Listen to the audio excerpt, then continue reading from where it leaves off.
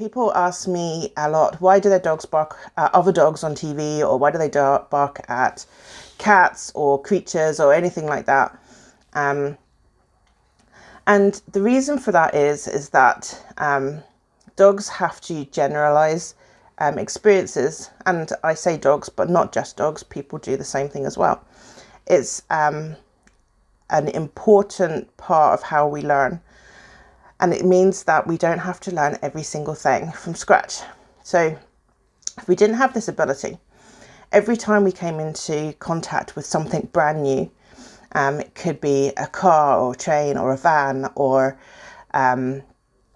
something like that, we would have to figure out the best way to respond to it every single time. So the first time we see a car, we would look at that car and we would say, should I try and play with it? Should I try and chase it? Should I stay out of the way of it? How do I respond to this car? And usually when we're little, our parents will try and tell us what to do. And that's great. So we learn how to cope with a car coming towards us. And if we didn't generalize, then the next time we saw something similar to a car, like a van, we would then have to start from scratch and try and decide what's the best way to cope with this van coming towards me. Should I get out of the way? Should I try and play with it? Should I try and engage it in conversation? You know, what should I do with this van? How do I best respond to this? But I've already learned that it's dangerous to stand in front of a car. So a van is a bit like a car. So immediately my brain says, just treat it as if it were a car. And if we're wrong, we'll fix that later. And of course, you wouldn't be wrong. The best way to handle a van is to get out of the way and let it go past you. You know, so in nature, this is what saves us an awful lot of time, and actually it just keeps us really safe. You know, if you think back to, you know, whenever cavemen first came out of his cave, you know, he would come across a lion, let's say. That lion would growl at him, he'd run away, and his brain would go, that was a really good idea. Next time I see something that's a bit like a lion, we'll just do that, you know. So in the same way, he doesn't have to go, are lions the same as tigers? Are tigers the same as elephants? Are elephants the same as, you know, and so on. You get the idea. So this is actually really important for us because it keeps us safe from things that we don't understand enough about. We don't have time to learn about this thing. We're not going to try and figure out what it's doing or why it's doing it or anything like that. We just go, that's like that, so I'm going to do the same thing. So you can see this is going to make us make less mistakes, but not no mistakes, because not everything's the same. But naturally, this is how our brains are working.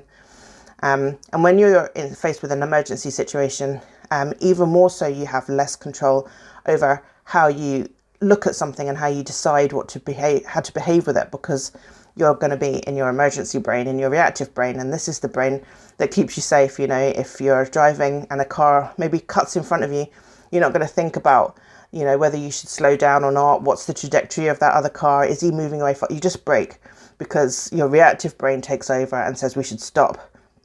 And then afterwards, then you keep going.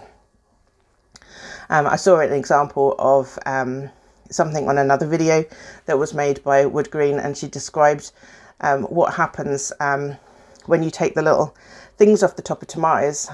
If you're afraid of spiders, sometimes these little things, if you're not really paying attention, you could look very quickly and you would see one of these little tomato tops on the counter, and you might accidentally mistake that for a spider, and you'd immediately go into the spider response. And if you were afraid of spiders, that could involve screaming or running away or something along those kinds of lines. So your reactive brain has immediately gone, that's similar to something that we're already scared of. So we'll go straight to that reaction.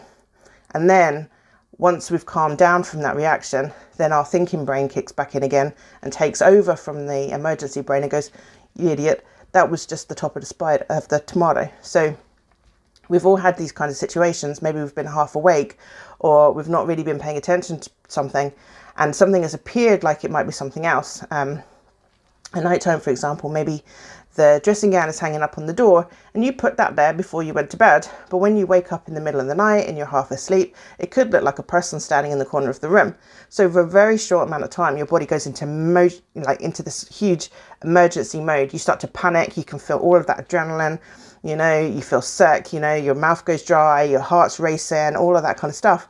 And that's your emergency brain going, oh, there's a man in our room. And then After a few moments, when you're able to kind of put your thinking brain back on again, you go, oh, no, it's not. It's just my dressing gown. But this is why we generalize, because what if that had been a person in the corner of the room? What if that had been a spider on the counter? It's much better to react and run away and stay safe than it is to stay, think about it and be wrong. What if you were wrong? What if that is a man? You need that adrenaline, you know, because, you know, this is a situation where if somebody's in your room, you can't just be passive about this. You have to do something. You have to run away. You have to stand and fight. You have to react somehow.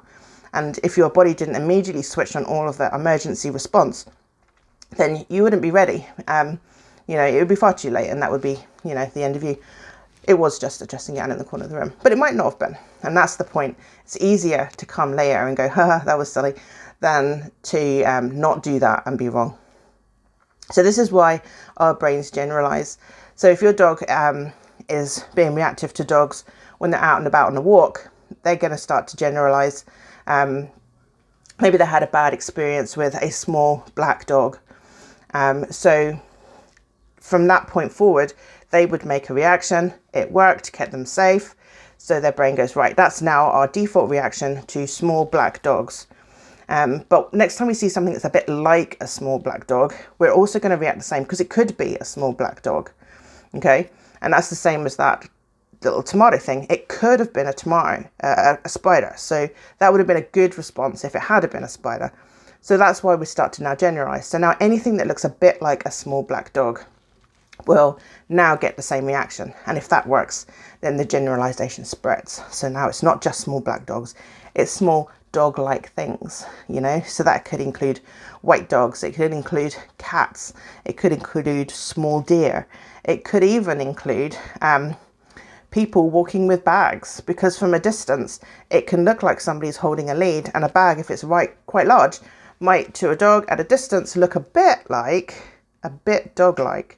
So that now becomes a part of the generalization. So now your dog's reactive not only just to dogs, but small creatures that are the same sort of size, and also bags that might look like dogs. Maybe now it generalizes to people walking with small toddlers, you know, and this is how this spreads and spreads and spreads. Small dog-like things will eventually become big dog-like things, and that will include dogs. It will include larger animals, maybe like, could include cows and horses and sheep and all that kind of stuff. And so we see this generalization is getting bigger and bigger and bigger. And also things on the TV are dog-like. So it makes perfect sense that our dog would start to react to things that are dog-like on TV.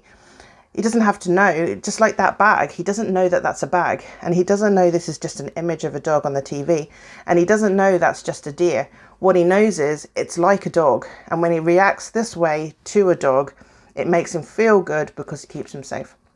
So this is how that kind of generalization happens. And before you know it, you've got dogs barking at the TV, you've got dogs barking at everything. And you're just wondering how on earth this started, because really, once upon a time, it was just one small black dog that came up to him in a park when he wasn't paying attention, scared him, and all of a sudden, 3 months later, your dog's barking at absolutely everything. So that's where that comes from. So it's important in nature to have this ability to generalize things. Not just things that we're scared of, but also things we're not scared of, because it cuts down the amount of time it takes us to learn what something is and to figure out an appropriate response. We just tweak it later, you know, once we've switched our thinking brain back on and we've decided, you know, what was a better way, you know, to react to something.